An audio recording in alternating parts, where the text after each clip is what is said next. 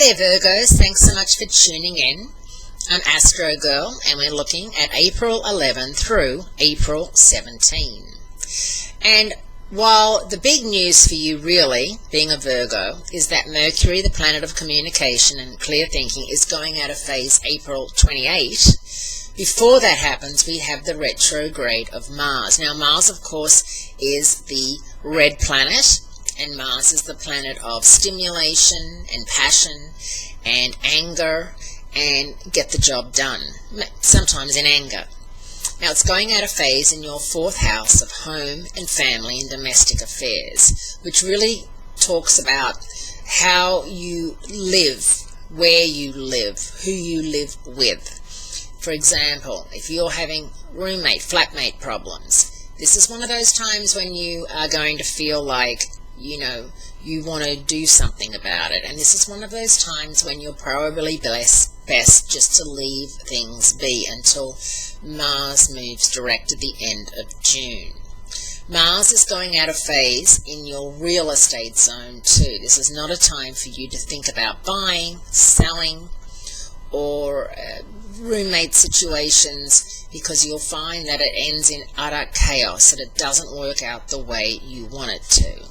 Now, as I said, Mercury is going out of phase in Taurus. It's going to be that stubborn Mercury retrograde, and that's happening at the end of April. So while Mercury and Mars are both out of phase, it's going to be quite something. It's not at all a time to do anything. So for the next 2 weeks, starting from like the beginning of this week, you've really got to hustle, and you've really got to make sure that you get things done before Mercury goes retrograde. Now, some things to know while Mars is retrograde. Because Mars is the engine that makes things happen and go and, gets the passion behind it, when this planet is retrograde, it seems like no matter how hard you try, you don't have enough steam to get the job done. If, for example, you're renovating your home or building a home or trying to sell, trying to look for a home, you're not going to feel like doing it at all. Slow down, Virgos. Review your past actions. Be careful. Adjust your expectations to reflect your energy levels. Don't worry about anybody else's, your energy levels. Don't be impulsive. Don't start fights. Don't schedule elective surgery. Don't begin a lawsuit.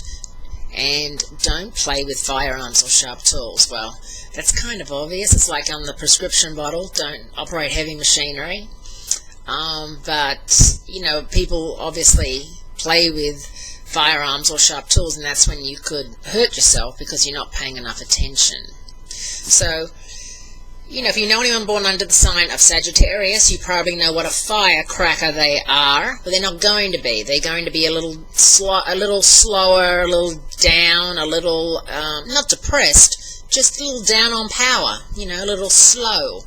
So maybe you can help them out. But as I said, no major real estate, home, domestic moves. Don't be planning weddings and all those sorts of things. Don't be planning surprise parties and all that, because you either run out of energy or Mercury retrograde will step in and stuff the whole thing up. So have a wonderful week. Great speaking to you, and I do look forward to speaking to you again next week.